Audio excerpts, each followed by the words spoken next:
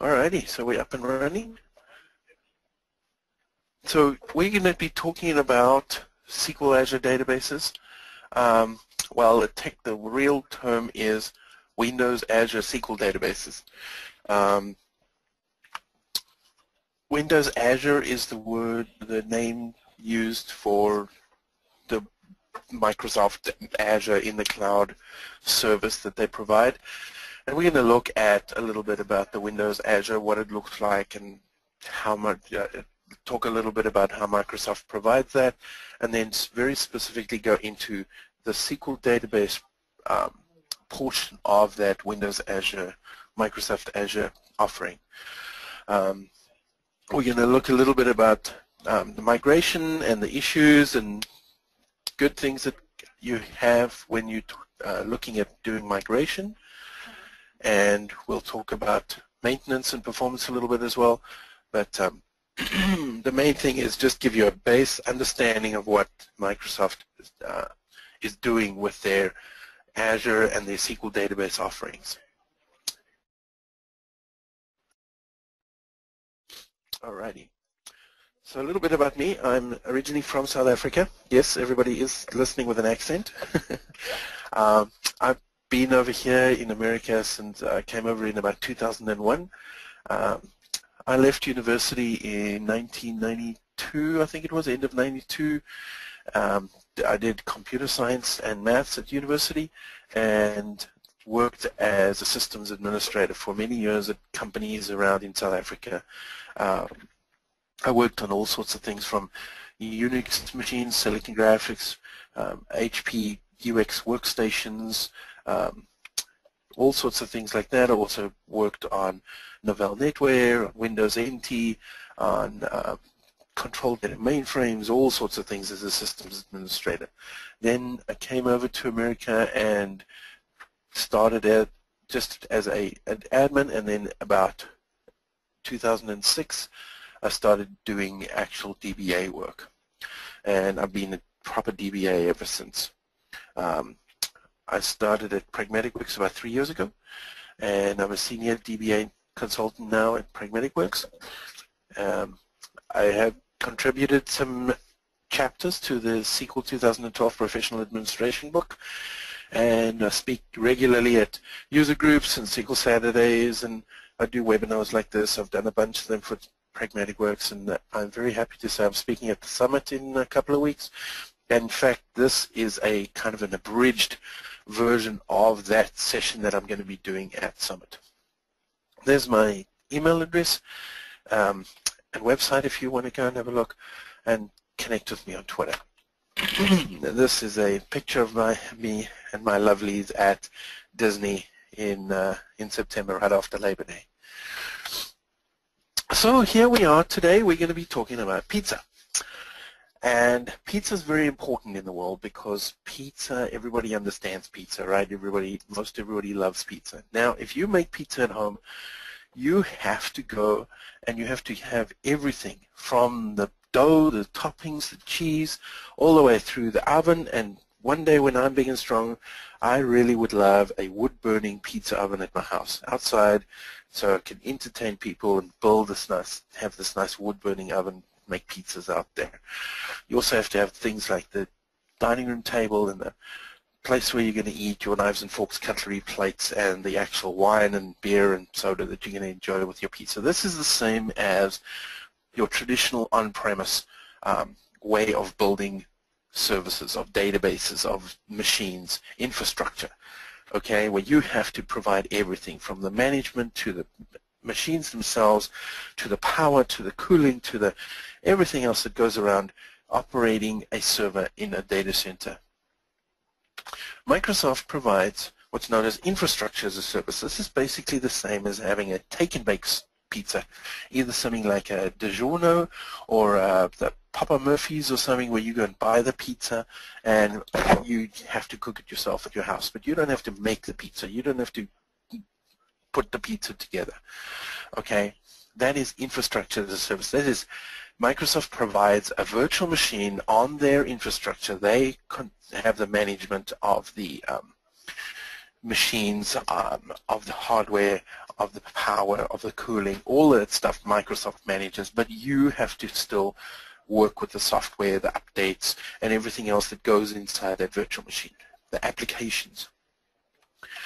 Then we have delivery. You call up Domino's or Papa John's. I prefer Papa John's myself, and you call them and they say, what would you like on your pizza? And they deliver you a piping hot pizza in 30 minutes or less. It's a wonderful thing. This is what Microsoft provides in the form of platform as a service, where they manage the actual server and the operating system and the everything else, and all you have to worry about is the actual database and the applications on there. And then we have dining out. You go to a restaurant and you go and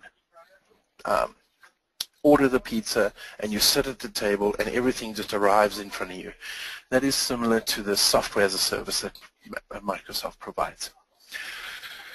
So everybody understands pizza, right? And this is the way that Microsoft has laid out the Windows Azure model for everybody. Windows Azure encompasses a large amount of services. There are computing services, storage services, networking services, everything on the fabric side Microsoft provides. They also provide these actual services on top of this fabric. Service bus, identity, big data, in other words, HD Insight. They provide analytics, high-performance computing, commerce, all of these services and fabric for within the Windows Azure environment. There's a lot of different ways that you can interact with Windows Azure.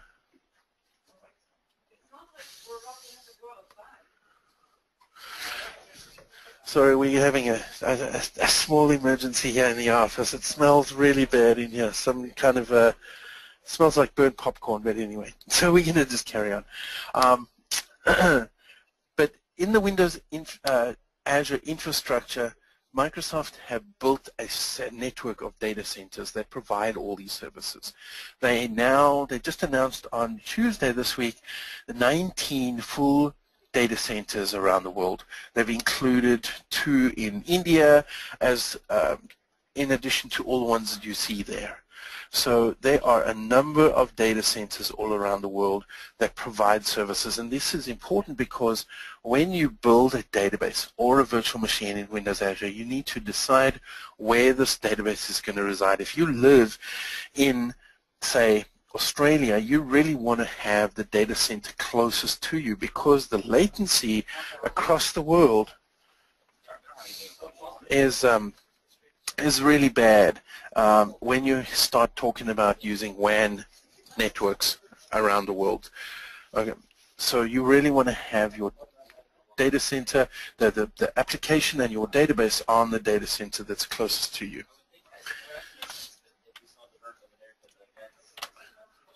So within Windows Azure, there are non-relational and relational services that Microsoft provides for data management. And on the non-relational side, they provide storage and tables and big data, HD Insight, options that you can use in Windows Azure. On the relational side, there's 2 real main options that you're looking at. You're either going to build a virtual machine and install SQL Server within that virtual machine, or you're going to just stand up a SQL database. And the SQL database is what we're going to talk about today. The SQL Server in a VM is a full instance of SQL running in a virtual machine as if you had a virtual machine on your environment, but it's actually on the Microsoft Azure environment. And all the positives and negatives that go along with that. Within a virtual machine, there's a lot of things that are good, like you do have full control and flexibility.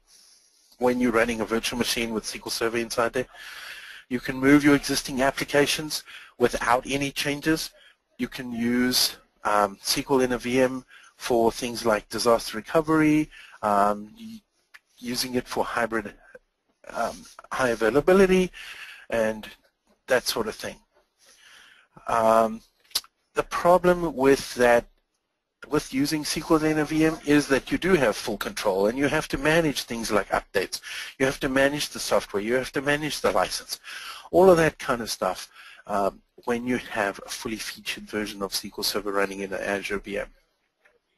When we look at the platform as a service offering from Microsoft, that is what we're going to be talking about mostly today, is the Windows Azure SQL Database. So I think it's now called Microsoft Azure SQL Database. It is a little bit more simplified administration. You don't have to worry about the operating system. You don't have to worry about patches. You don't have to worry about any of that stuff, because the Microsoft Azure SQL Database is a service on a virtual machine that Microsoft manages. And we'll get into how all that works in a little bit. I'll show you the infrastructure of the SQL database. The SQL database is good for things like websites and mobile apps, for cloud designs business apps, and to extend your on-premise applications into the cloud.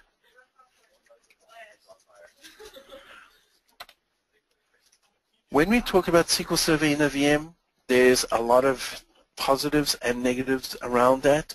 On the positive side, you don't have to change any of your applications. You don't have to make any changes when you move your SQL to a VM, because it's exactly the same, as I said, as if you were running on your own server network. It's just in the cloud. You have high availability with always on that you can incorporate. You can do things like transparent data encryption, auditing. There's full BI functionality. You can install SSIS, SSAS, SSRS and run all those in your VM on Azure. And it's literally, the price is like dollars a month for machines running in Azure. You have full control. You can use Active Directory integration. You can actually build, and I've done this week with our network here at Pragmatic Works. I built a virtual machine in Azure and connected it using site-to-site VPN connectivity between our servers and our network and the Azure network, and I can put servers in Windows Azure on our network so that I get full Active Directory integration with those servers in Azure, and I can log into that server using my existing Pragmatic Works account. So I don't have to worry about trying to use different accounts. You get single sign-on, all of that good stuff with Windows Azure VMs. It is a fully managed infrastructure. Microsoft has done a lot of research, and they build these huge, great big data centers all over the world that is the infrastructure for these VMs. And they have really, really good SLAs tied to those VMs. So when we talk about SQL Server, we're really talking about a machine. So the terminology, when I talk about SQL Server, I'm referring to an instance running on a physical machine. When I talk about SQL Database, Windows Azure SQL Database, which is very commonly shortened to SQL Database, I'm talking about this Windows Azure SQL Database running on a set of virtual machines in Windows Azure.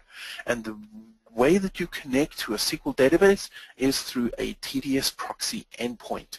And the way that that infrastructure and that architecture works looks a little bit like this, where Microsoft have built, if we look down the bottom here, they have actually built a whole set of SQL servers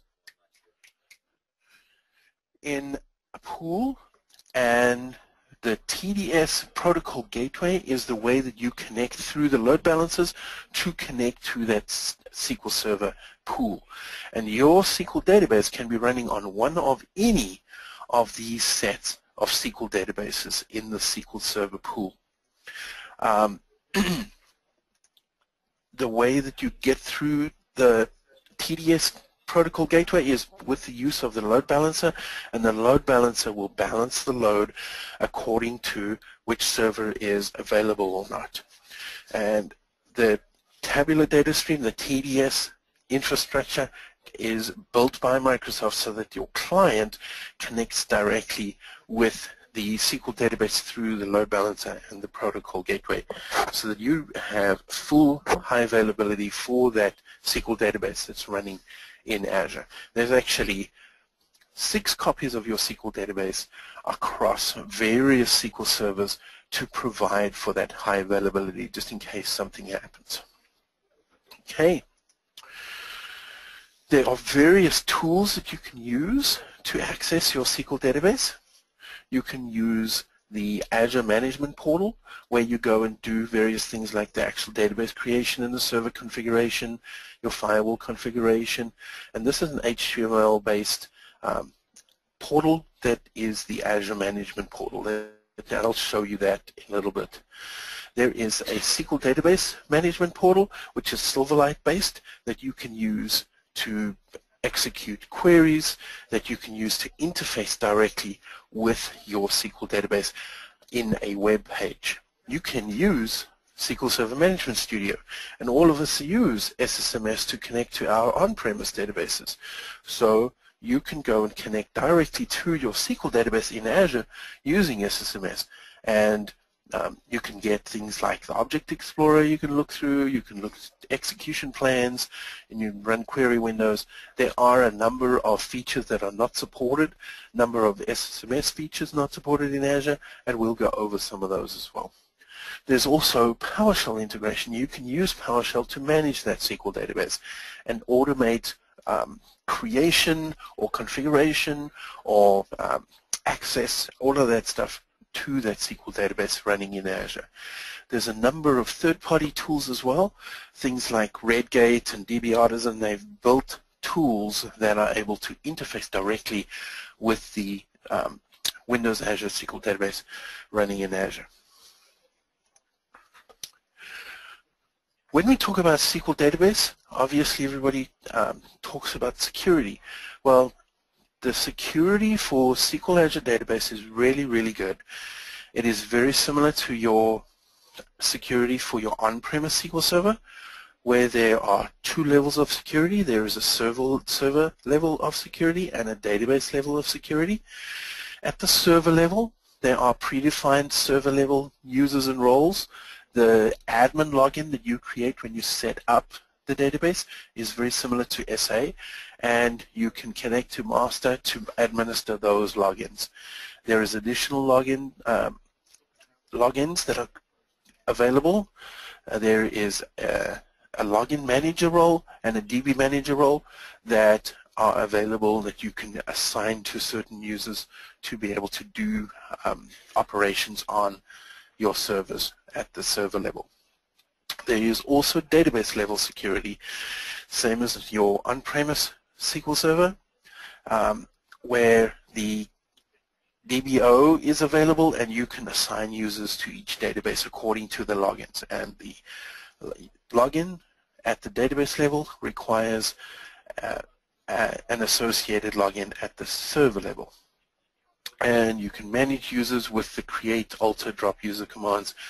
Add user to roles with the SP add role member, just the same as what you use on your existing on-premise databases. And remember always to utilize schemas as much as possible where appropriate in your database creation and management.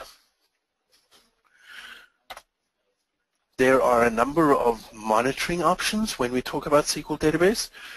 You can use query planes and extended events and DMVs all through Management Studio connected to the Azure.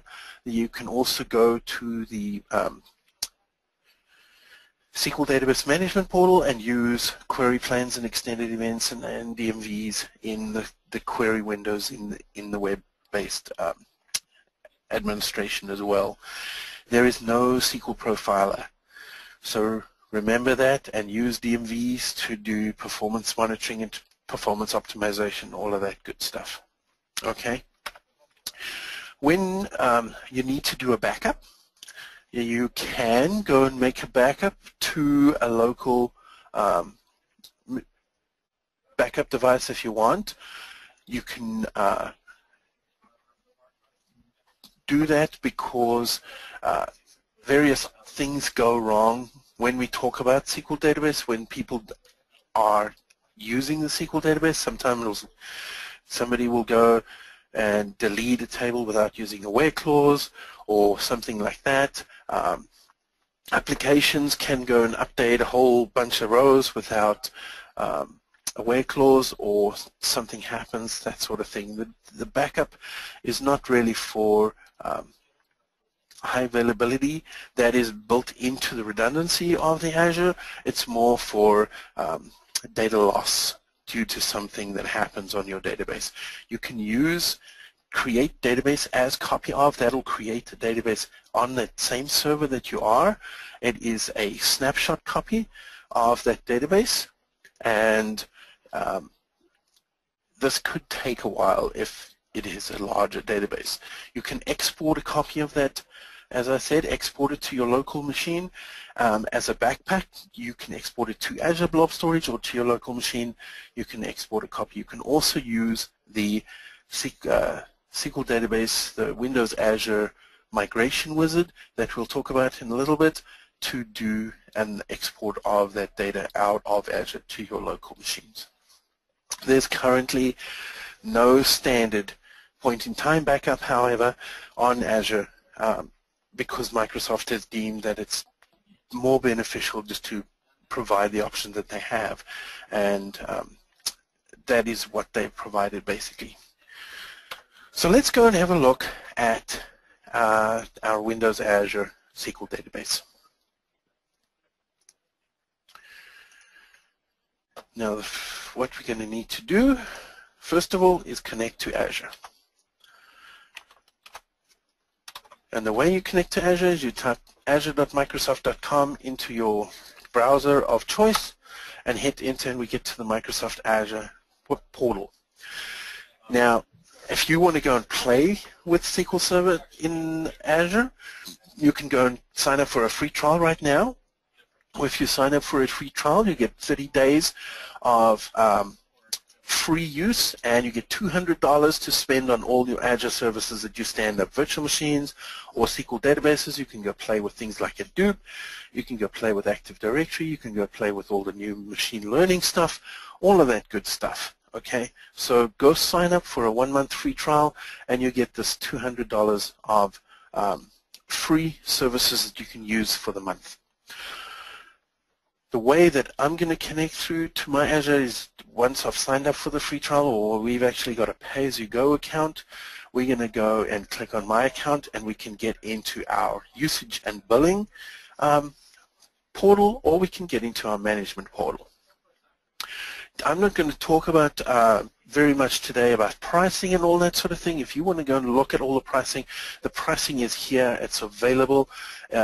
Just quickly, if you want to go and have a look at how much a SQL database pricing costs, you have the basic and standard and premium versions of SQL database. The price starting on the 1st of November is in the range of, if you have a standard size SQL database, it's about 2 cents an hour. So approximately $15 a month, up to 250 gig for your SQL database. So $15 a month or $30 a month if you're using an S1, which is a little bit bigger. That's up to, these are performance rates, and we'll look at the definition of an S0 and an S1 and an S2 in a little bit. But it's about $15 or $30 a month to run a SQL database in Azure. Really, really cheap. So I'm going to get into our management portal, and I'm going to show you what it looks like. If you haven't logged in before, it comes up to a login page. I've actually logged in before, so now I click on my management portal, and I get into my management portal for Microsoft Azure. If you click on the home page, you'll get all items, and this just lists out all the items that have been set up in your portal. in your Azure account. And if you look down the left, these are the various services and options that are available.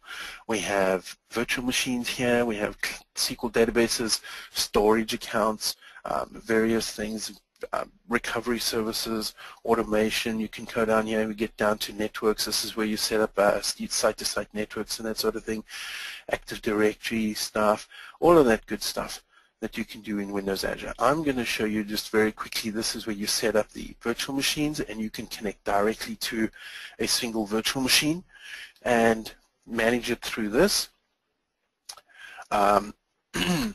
Before you do any of this though, you have to set up storage, because everything from SQL database or a virtual machine relies on storage, so you need to go and set up storage for that sort of thing.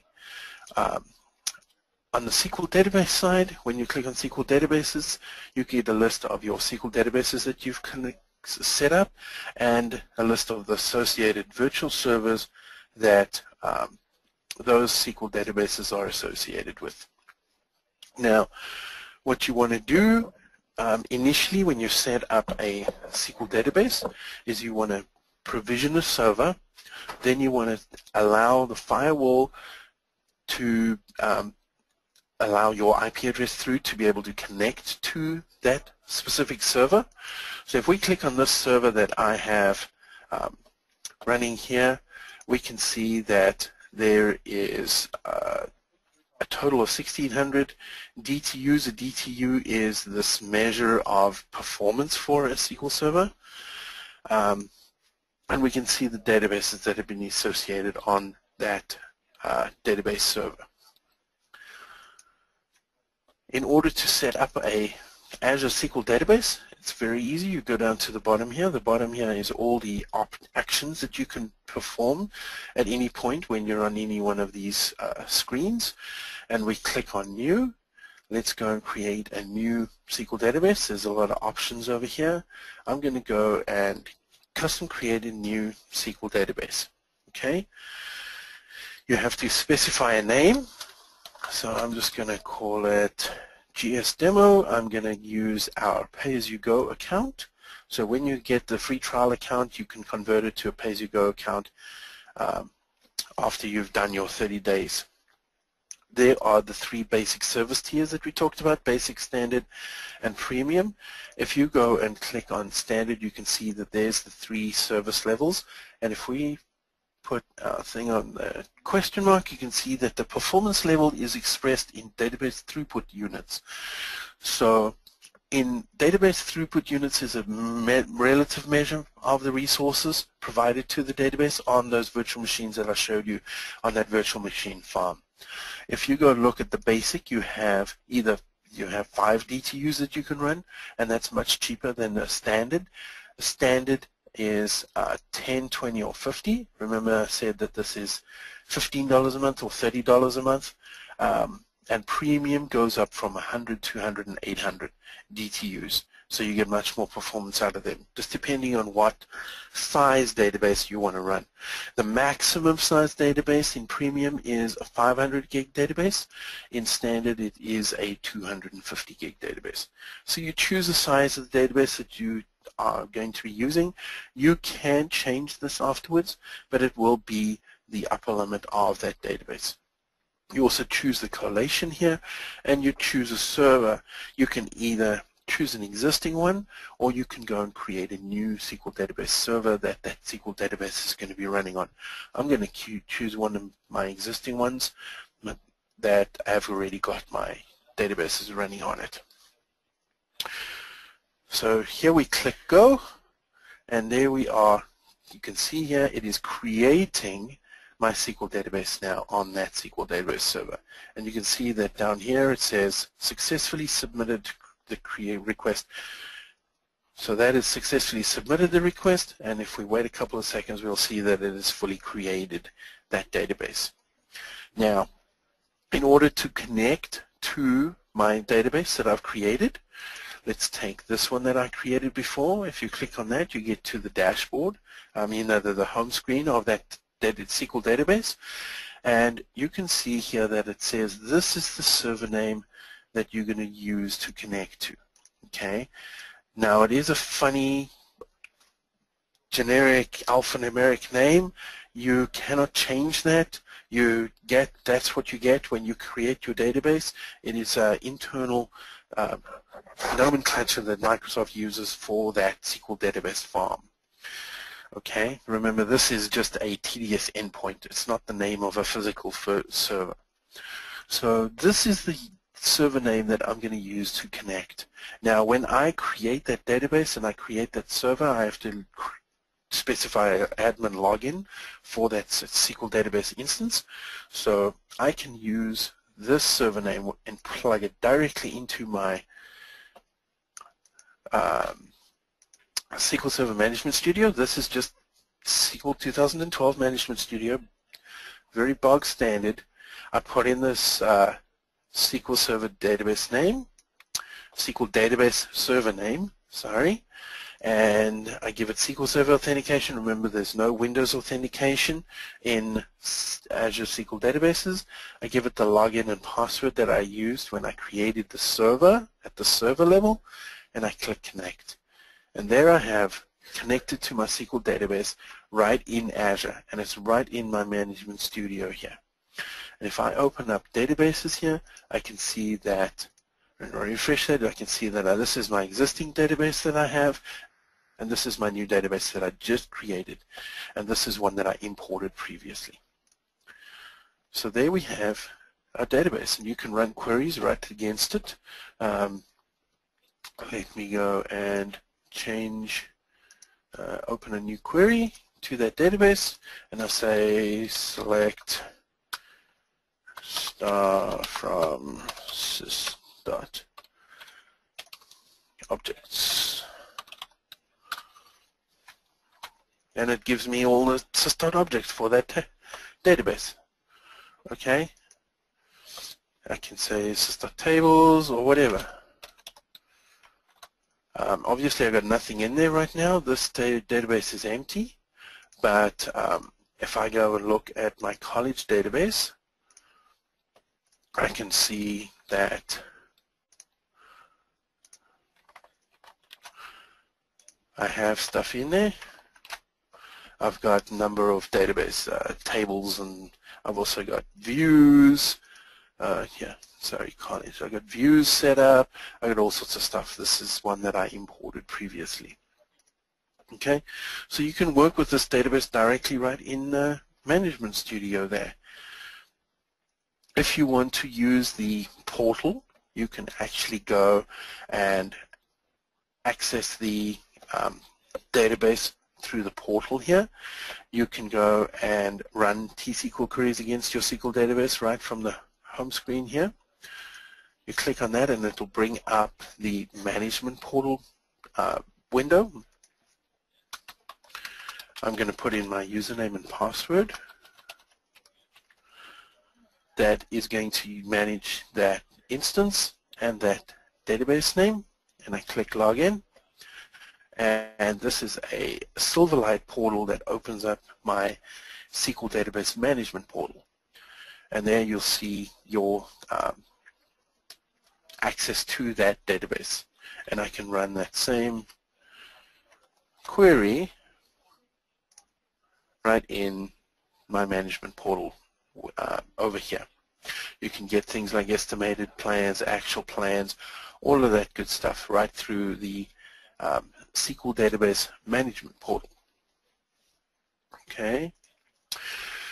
One thing that you do need to be aware of when you're connecting to a SQL database server and a SQL database itself is that the firewall rules need to be set up for the IP address that you're using to connect to that server. So if you click here on firewall rules, it says down the bottom here, the current IP address has already a Windows Azure firewall rule. You should be able to connect to Windows Azure. So what we can do, I believe, if we go, this is the list of the databases. If we click on servers and we click on the server that we're talking about, we can go and configure, and here is a list of the server, the IP addresses that are allowed to connect through the firewall to that SQL Azure Database Server. And this is something that you need to make sure that is set up. If you are trying to connect through Management Studio and it keeps on giving you an error, a connection error, you need to make sure that your client IP address, which is this over here, is allowed to connect to that server that is hosting your database. Okay? Let's go and look at how we can create logins and users. So right here under my server instance, my SQL Database Server instance, I have security. You can see that there's not very many. I mean, under a normal server instance, you've got all sorts of headings and SQL agents, and there's all sorts of things under management. There's none of that here under your Azure SQL Database. All the stuff is basically managed through DMVs and that sort of thing. So you can see here is my list of logins, and this is the master admin login that I created when I created the server. You can go and create new logins. You just go and click create login, and it gives you this code that you need to run. Create login, and we're going to go and put in SQL login name or sysname or login name. Create login. Let's create a login Fred with password equals pass at word1. Execute that, and now we've created Fred. Oops, let's not do that. Now we go and refresh this, and we have Fred.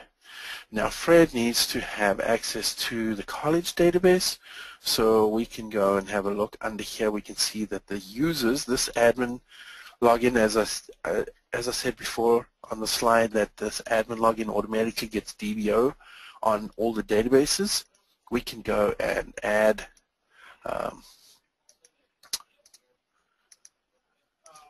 add Fred, create user Fred for login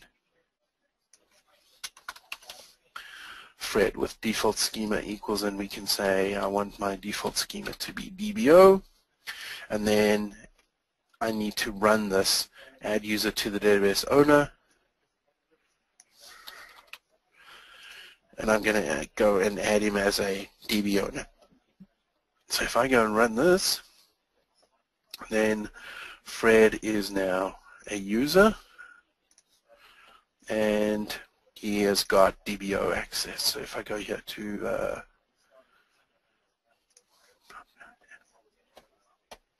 we have to go to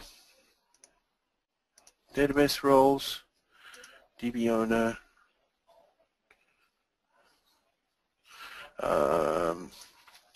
you have to be able to query that.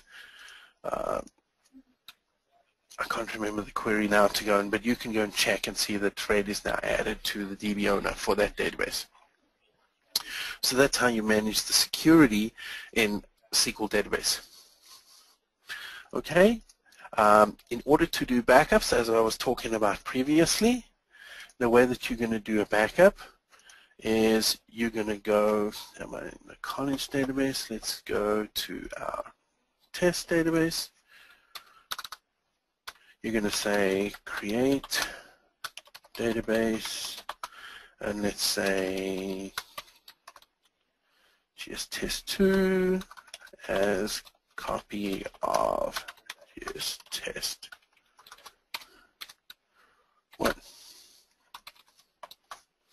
And we execute that.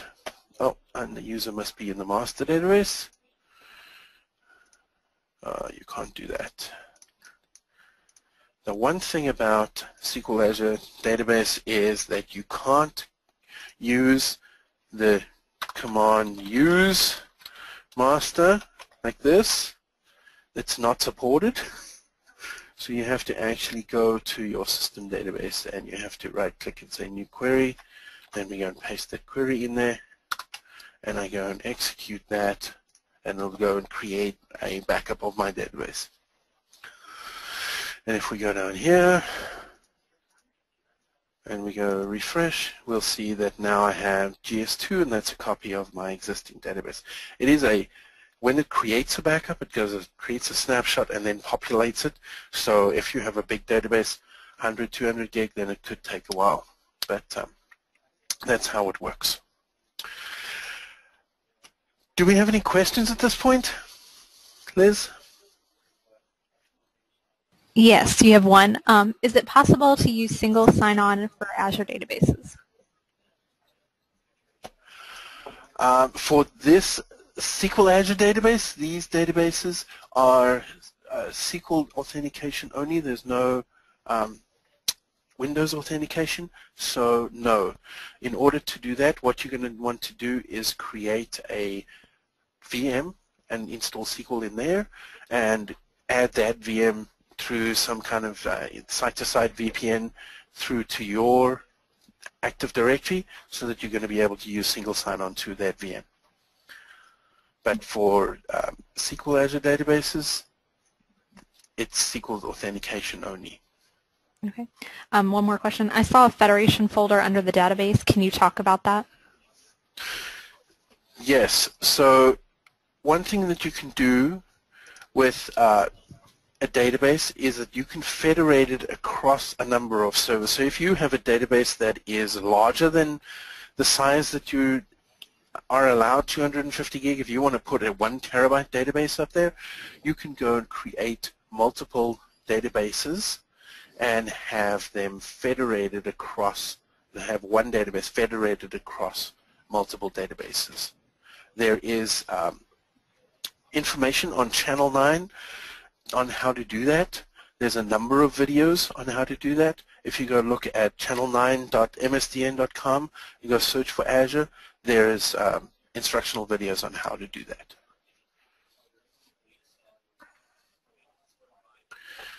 Any other questions?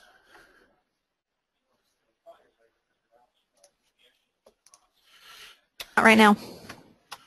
No? Okay. So when we talk about migration, so I showed you, I have a database there. I used the Windows Azure migration wizard to do that. And I'll talk about the migration wizard in a little bit.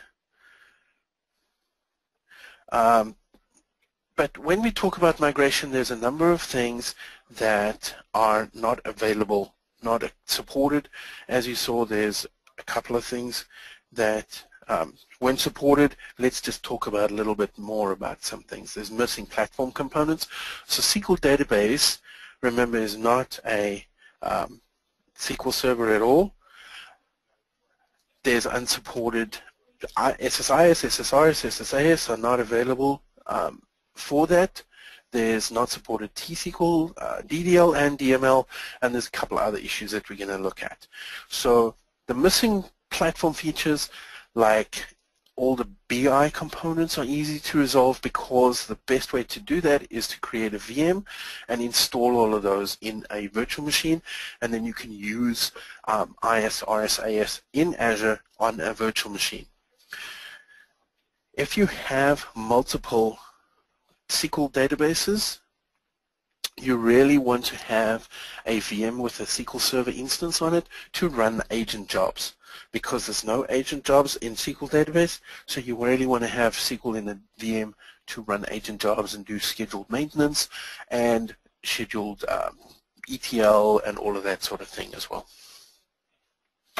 Harder to resolve are things like full text indexing or transparent data encryption or Windows authentication or master data services. These are the kind of things that are missing features in SQL Azure that you're going to need to work around. There's certain ways that you can get around them. Microsoft have provided a whole bunch of technical articles and the information about how to do that. It's slightly outside of the scope of this. I mean, we only have an hour to talk about Azure. If I had a whole day, we could get into it. But if you go and search on Microsoft, you can go and get information on how to what they recommend are workarounds for those sort of things. I can tell you for something like Windows authentication, It's difficult to do that because SQL Database doesn't support Windows authentication. You're going to want to run SQL in a VM to do that.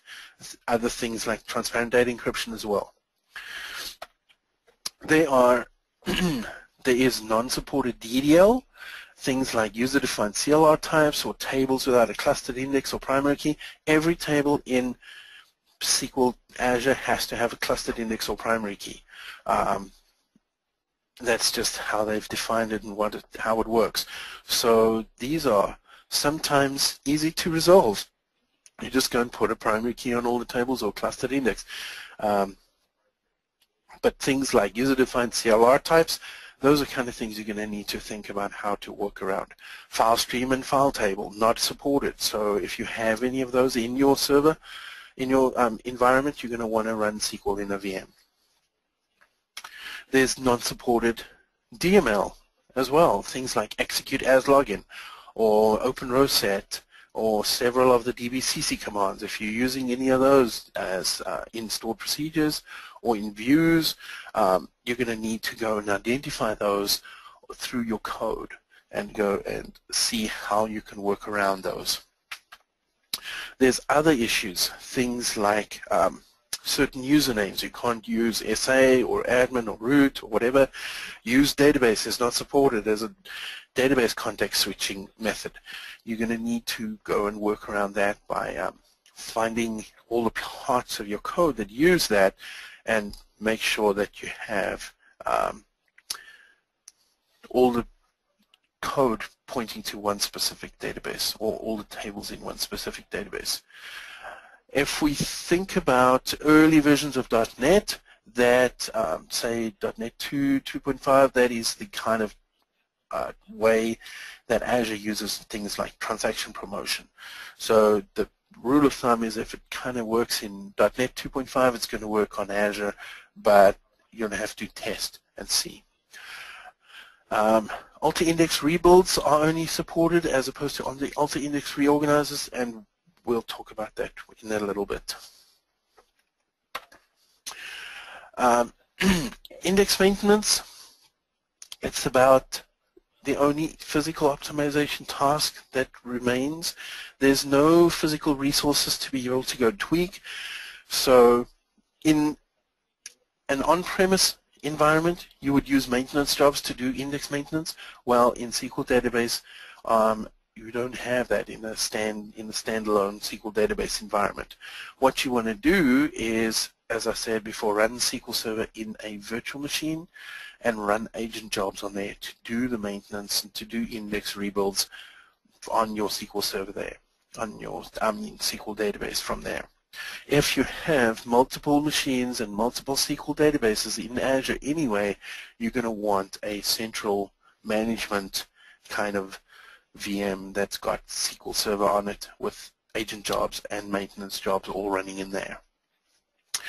And the way to do that, it's as usual, is go and determine the indexes that you need to defrag, the ones with excessive fragmentation, and go and do a rebuild on them. You will need to run those defrag scripts either from SQL Init VM or from your machine locally to your Azure SQL database, or you can run the queries directly on the SQL database in an ad hoc kind of way.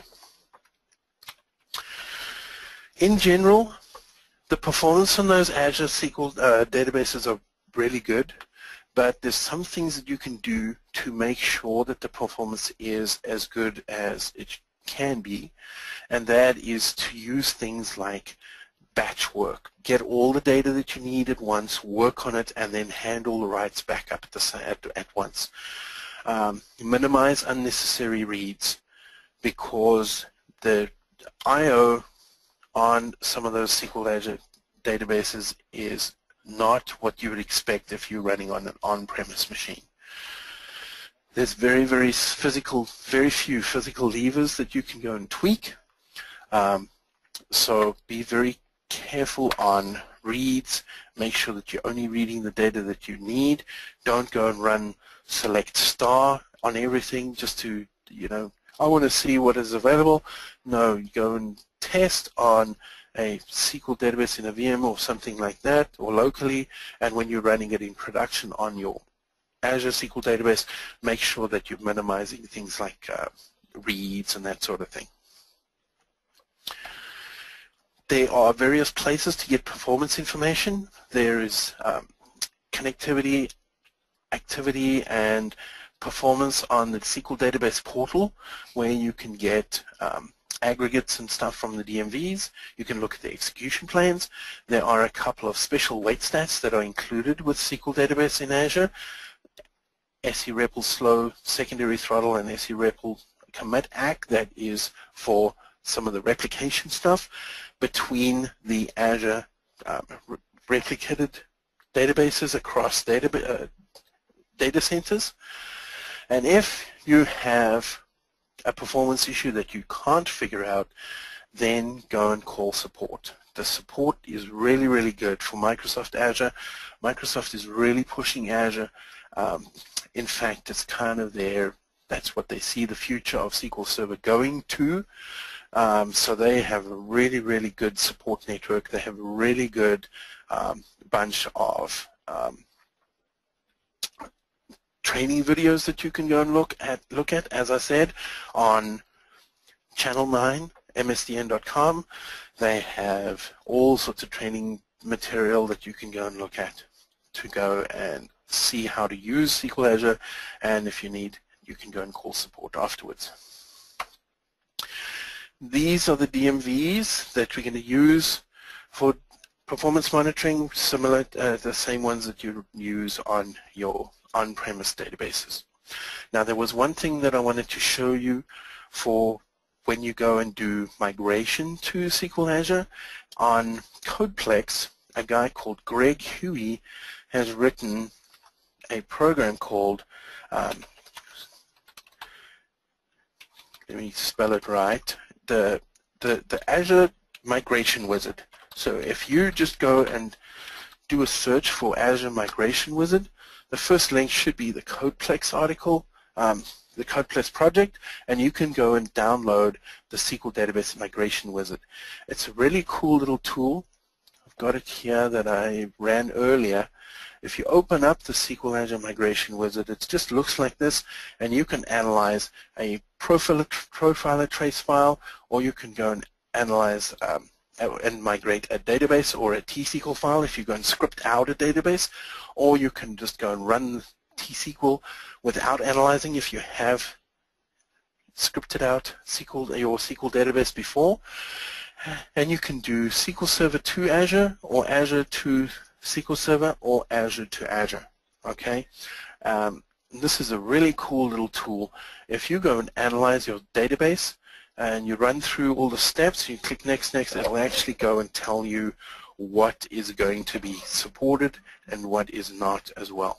And remember, note, you must be the DB owner to go and analyze or migrate a database. Now, the really cool thing about this tool is that George Huey went to Channel 9 with Scott Klein, good friend of mine, and went and recorded a half-an-hour video on how to do this SQL Azure Migration Wizard, how to run the Migration Wizard. So I'm going to stop that, but this is a really good video on how to use the SQL Database Migration Wizard to migrate an on-premise database to SQL Azure. So that's it. Do we have any more questions, Liz? Nope. No? Well, I'm going to give everybody 6 minutes back in their day then. If anybody does have any questions, my email is here, and my website. I'm going to be putting up this presentation on the website. Not next week, the week after is Summit. So as soon as I do my presentation at Summit, I'm going to put it up on the website. Maybe at the beginning of the week, we'll see. So go and check that, and you can go and get this presentation. And the webinar is going to be recorded and posted on the website by next week, right? Yeah, actually it should be up by tomorrow at the latest. Okay, there we go. So thanks everybody. Thanks for coming, and I hope you got some good information. If anybody has any more questions, just give me a shout.